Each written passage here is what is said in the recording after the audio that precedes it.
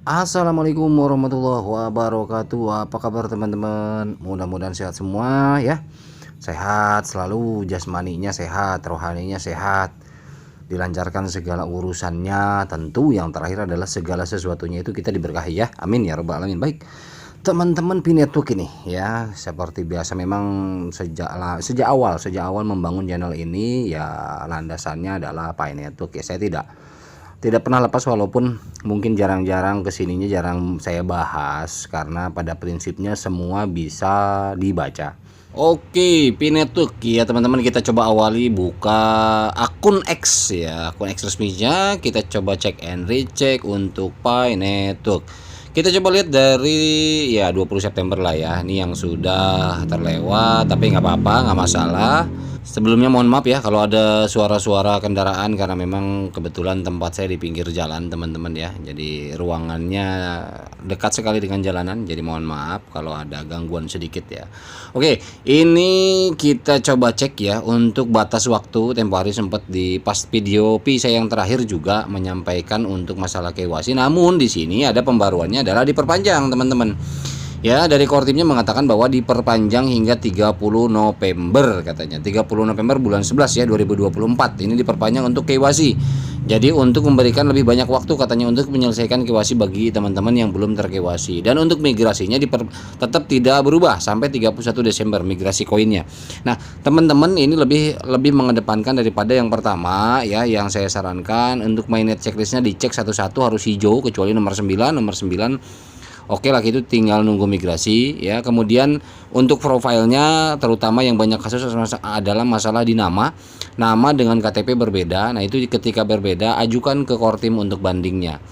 Seperti itu teman-teman ya. Artinya yang belum melakukan KYC. Tapi kalau misalkan teman-teman pending, itu pending bukan wilayah kita, tapi tinggal nunggu hasil dari kada core team. Nah, apalagi yang tentatif itu 50% kan artinya sudah lolos, tinggal nunggu hijau saja. Kalau misalkan ada liveness ya untuk face trackingnya 3 kali kan untuk rekod mukanya kita itu. Nah, kalau udah 3 kali udah selesai, biasanya kan seperti itu, udah selesai. Kemudian nanti hijau lagi, punya saya juga 3 kali. Kemudian tunggu hanya kisaran beberapa hari langsung sudah hijau kembali. Gitu teman-teman ya. Kalau untuk yang tentatif. Kemudian yang belum ter-KYC sama sekali, nggak usah pesimis, coba dicek and recheck juga pengaturan daripada mainnet checklistnya. Utamanya adalah kuncinya itu di mainnet checklist dan di profile ya. Profile itu harus sesuai data yang kita ajukan di KYC. Di browser itu kan ada menu KYC ya. Nah itu yang pending itu coba ingat-ingat di KYC dulu itu pakai kan otomatis pakai KTP. Nah nama itu harus sesuai. Kalau nama beda berarti teman-teman tinggal ngajuin banding ke core team. Oke ya.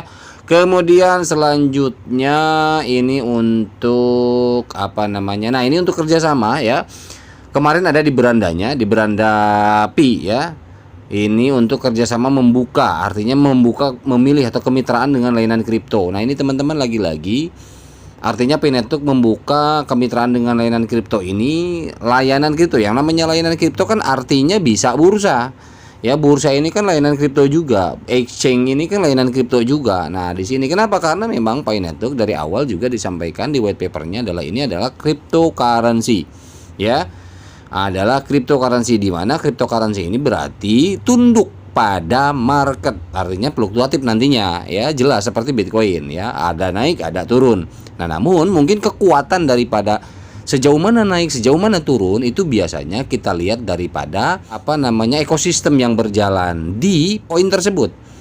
Nah koin Pi Network ini ya ekosistemnya, kekuatan ekosistemnya dilihat dari mana juga, dari banyaknya utilitas yang terlibat, komunitas yang terlibat, itu yang harus kita pahami ya. Jadi kalau misalkan teman-teman artinya Pi Network ini bukan kripto, tidak demikian, karena memang di white paper ada ini kelasnya kripto. Namun untuk masalah value ini kita obrol sharing di luar masalah value ya. Kita memastikan dari dulu juga, saya hanya memastikan bahwa project ini real, itu saja ya. Sampai nanti ketemu muncul ke permukaan bisa ditradingkan ya sudah selesai. Kalau saya hanya memastikan itu saja. Kalau masalah value itu kita ikuti saja hasilnya nanti ya belakangan. Jadi saya nggak bahas value dari dulu juga. Jadi teman-teman artinya di sini Core Team sudah mempersiapkan ya atau memilih mitra ya layanan kripto dan bisnis umum katanya. Bisnis umum ini kan berarti bisa toko offline atau online atau marketplace apa kan gitu ya. Gitu. Sebelum peluncuran open network kami. Ini adalah peluang awal yang unik bagi bisnis untuk berhubung atau terhubung dengan lebih dari 60 juta pionir. Gitu teman-teman ya. Ini info di beranda yang kemarin terakhir. Jadi P-Network sedang mempersiapkan itu. Wow, Open Network Partnership. Dan kemudian yang selanjutnya ya, yang di beranda hari ini adalah untuk menjadi, coba kita lihat di sini nih teman-teman nih, ada yang baru nih, coba kita lihat ya. Oke, nah ini di blognya di mainepi.com. Nah, di sini yang terbaru adalah, nah ini mainepi.com, kita lihat. Oke, di menu, kemudian di blog ya. Dan ini apply for the influencer program. Ini adalah untuk program influencer. Bagi teman-teman yang mau jadi influencer Pi ya silahkan ya di sini. Tapi kalau nggak mau ya nggak usah. Gitu loh. Dan ini teman-teman tinggal klik aja, dipelajari ya, untuk di blognya mainepi.com, kemudian di translate, kemudian dibaca.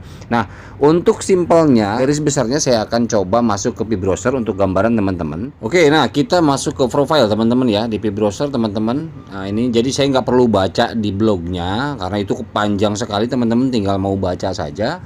Kalau teman-teman ke profile daripada Pi Browser teman-teman, klik profile setting. Ini bagi yang mau jadi influencer. Nah, di sini apply for influencer program, misalkan saya ini tadi sudah isi link YouTube saya misalkan. Di sini statusnya pending. Kalau Instagram saya nggak pakai, jadi nggak apply. Twitter saya masukin, kemudian TikTok saya nggak pakai, jadi artinya nggak apply. Jadi teman-teman kalau mau jadi influencer ya silahkan. Kalau misalkan ini nggak diikuti, nggak apa-apa, nggak masalah. Jadi ada yang nanya, bang ini wajib nggak usah. Kalau emang nggak mau jadi influencer, maunya jadi user biasa saja ya nggak usah diisi. Ini bagi yang mau jadi influencer saja kan gitu ya. Seperti itu. Oke, ini hanya garis besar saja bahwa yang ada di beranda yang terbaru adalah intinya itu menawarkan untuk jadi influencer. Mau nggak? Kalau mau ayo isi, mana linknya, sini. Itulah intinya begitu kok.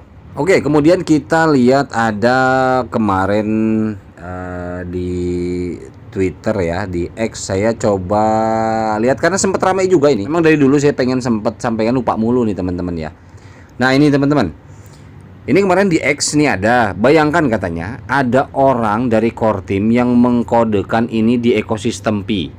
Ya, artinya di codingannya sistem Pi. Dapatkah Anda melihat betapa bodohnya kedengarannya? Jadi artinya ini katanya dirubah dari core team, mungkin entah ya, ini lagi-lagi namanya screenshot teman-teman ya. Screenshot ini tetap masih dipertanyakan gitu loh keasliannya. Kalau screenshot coding seperti ini, pelopor terus mempromosikan gambar seperti ini, yang seperti ini nih, codingan set Pi coin price katanya, setting Pi coin price segala macam lah artinya ya. Pelopor terus mempromosikan gambar seperti ini dengan menyatakan bahwa ini sah dan terkait dengan proyek Pi katanya. Nah, sementara para pendiri tidak dapat berpartisipasi atau menyebutkan apapun tentang harga. Sementara dari awal juga termasuk Nicholas Sing Daupan bilang harga Pi 0, belum ada harganya. Jadi nggak ada setup price dan lain sebagainya, belum ada. Nah ini memang dari tahun kemarin nih rame banget ya masalah setup price di codingan seperti ini. Jadi gini teman-teman, saya ingin kasih gambaran saja ya, walaupun saya bukan ahlinya, tetapi setidaknya kita memahami aja sedikit aja ya. Oke, kita coba cek teman-teman. Saya punya ini, misal contoh ya, saya punya ini ya, punya base codingan ya, kita coba salin teman-teman, kita coba salin ya, kita pilih semua, kita copy dan kita masuk ke codingan CC Plus. Nah kita masuk ke sini, contoh lah ya, kita delete dulu. Contoh misalkan seperti ini, saya misalkan yang tadi base nya saya coba pastekan di sini. Nah misal contoh seperti ini teman-teman ya, anggaplah misalkan ini codingan daripada sistem P-Network ya. Oke, sekarang misalkan di sini saya ganti misalkan anggaplah di sini titlenya Pi Price ya. Woi, Pi Price mantap. Kemudian ini saya ganti, ini buat sampel aja teman-teman supaya tidak langsung termakan dengan isu-isu yang sekiranya memang belum tervalidasi dengan baik. Nah, ini saya ganti tadi P price di sini, misalkan settlement P price 314159 misalkan seperti itu. Oke, selesai lah. Contoh seperti itu misalkan ya. Nah, ini kan teman-teman misalkan saya P price, settlement P price 314159. Saya screenshot aja. Misalkan saya screenshot seperti ini. Kita coba screenshot selesai. Nah, dan ini yang penting kursornya nggak sampai ke screenshot aja. Nah, ini misalkan saya share aja ke teman-teman ya. Saya share aja bahwa oh ini bener loh, P price udah ada segini segala macam. Ini yang edit siapa ya? Di share akhirnya bikin heboh nggak jelas. Belum tentu juga core team yang editnya, yang kasih ini segala macam bla bla. Nah, inilah ini yang apa namanya, kalau menurut hemat saya kadang pemahaman itu bukan hanya satu koridor saja, bukan hanya satu tipe bidang saja. Artinya ketika satu project kan melibatkan beberapa hal, melibatkan tools-tools atau alat-alat atau instrumen-instrumen lain. Misalkan contoh yang sifatnya teknologi seperti ini, tentu kalau yang namanya pemrograman itu melibatkan coding teman-teman. Nah, kalau yang awam kan nggak ngerti, mereka nerima aja tuh screenshot, oh iya berarti benar segala macam, tersebarlah isu.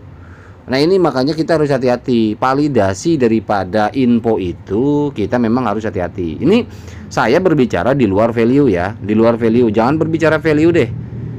Karena saya dari awal juga netral, artinya begini, saya tidak apa namanya berpikir bahwa kemungkinan itu terjadi ya. Saya tetap berpikir bahwa kemungkinan itu terjadi ya. Orang-orang yang pelopor yang mendukung GCP ya, saya berpikir positif aja, mungkin saja bisa terjadi kalau memang memungkinkan gitu loh. Nah, faktor memungkinkan ini kan kita harus pahami juga, apa yang membuat itu jadi mungkin. Faktor itu yang harus kita gali, faktor itu yang harus kita pahami. Kalau memang tidak mungkin ya, artinya kita juga memang sudah paham, oh ini nggak mungkin karena dalihnya apa, ini begitu. Nah, seperti coding yang tersebar di media-media ya dari dulu sebetulnya, dari tahun-tahun kemarin itu banyak sekali. Sementara validasinya itu nggak bisa kasih.